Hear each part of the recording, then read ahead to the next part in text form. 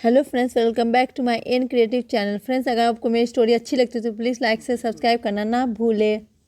अयोध्या भगवान राम की नगरी, जहां भक्ति और शांति की छवि हर कोने में बसी हुई है।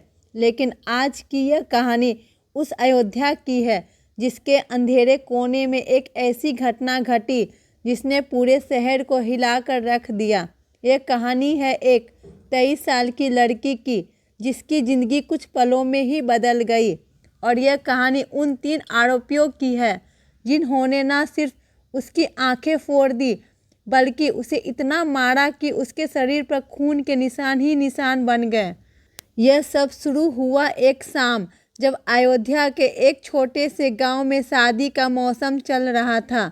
गांव के हर घर में खुशियां थी, बच्चे गलियों में खेल रहे थे, औरतें गीत गा रही थी और मर्द बारात की तैयारियों में जुटे हुए थे। लेकिन इसी गांव में रहने वाली 23 साल की राधा के लिए यह शाम किसी बुरे सपने से कम नहीं थी। राधा गांव की एक साधारण लड़की थी। उसके पिता एक छोटे से किसान थे और माँ घर संभालती थी।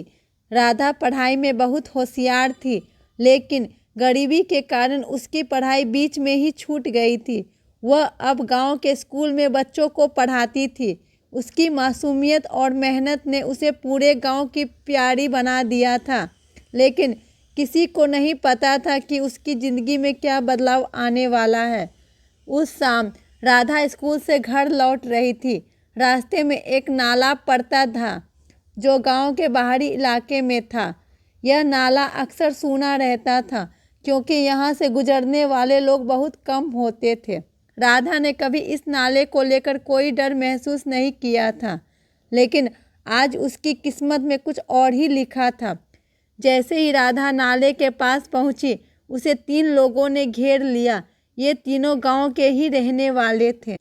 इनमें से एक का नाम रमेश था, जो गांव का ही एक बदमाश युवक था। दूसरा सुरेश था, जो शराब और जुए की लत में डूबा हुआ था। और तीसरा था मोहन, जो गांव के एक धनी परिवार का बेटा था, लेकिन उसकी नीयत बहुत खोटी थी। राधा ने जैसे ही उन्हें देखा, वह डर गई। उसने चिल्लाने की कोशिश की, लेकिन रमेश ने उसका मुंह बंद कर दिया। सुरेश और मोहन ने उसे ज़बरदस्ती नाले की तरफ खींच लिया। राधा ने बहुत संघर्ष किया, लेकिन तीनों के सामने वह बेबस थी। नाले के पास पहुंचकर उन्होंने राधा को बुरी तरह पीटना शुरू किया। राधा के चीखने की आवाज़ें नाले की गहराई में खो गई। रमेश ने उसकी आंखों पर जोरदार प्रहार किया, जिससे उसकी आंखें फट गई। सुरेश और मोहन ने उसके शरीर पर लाते और मुक्के बरसाए। राधा का शरीर खून से लथपथ हो गया। कुछ देर बाद तीनों ने राधा को नाले में फेंक दिया और वहां से भाग गए।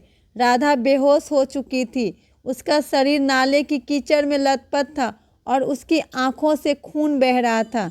कुछ घंटों बाद गांव के एक किसान को नाले के पास ये गुजरते हुए राधा का शरीर दिखाई दिया। उसने तुरंत गांव वालों को सूचना दी। राधा को अस्पताल ले जाया गया, लेकिन डॉक्टरों ने बताया कि उसकी आंखों की रोशनी जा चुकी है। उसके शरीर पर गहरे चोट के निशान थे और वह बेहोशी की हालत में थी। गांव वालों ने पुलिस को सूचना दी। पुलिस ने तुरंत मामले की जांच शुरू की। कुछ ही घंटों में रमेश, सुरेश और मोहन को गिरफ्तार कर लिया गया। तीनों ने अपने अपराध को कबूल किया, लेकिन उनकी आंखों में कोई पछतावा नहीं था। राधा की कहानी ने पूरे गांव को झकझोर कर रख दिया। लोगों ने उसके लिए दुआएं मांगी, लेकिन उसकी आंखों की रोशनी वापस नहीं आ सकती थी। उसका जीवन हमेशा के लिए बदल चुका था। कहानी का अंत। लेकिन यह कहानी सिर्फ राधा की नहीं है। यह कहानी है उस समाज की जहां आज भी महिलाएं सुरक्षित नहीं है। यह कहानी है उन लोगों की जो अपनी बुरी नीयत के कारण दूसरों की ज़िंदगी बर्बाद कर देते हैं। और यह कहानी है उन लोगों की जो ऐसी घटनाओं के बाद भी चुप रहते हैं। राधा की कहानी हमें यह सोचने पर मजबूर करती है कि क्या हम सच में एक सुरक्षित समाज बना पाए हैं? क्या हम अपनी बेटियों, बहनों और माताओं को सुरक्षित महसूस करा पाए हैं? अगर नहीं, तो यह हमारी हार है।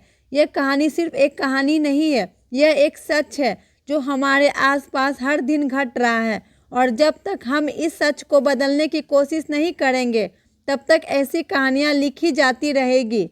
कहानी खत्म हुई, लेकिन इसका संदेश हमेशा के लिए हमारे दिलों में बस गया है।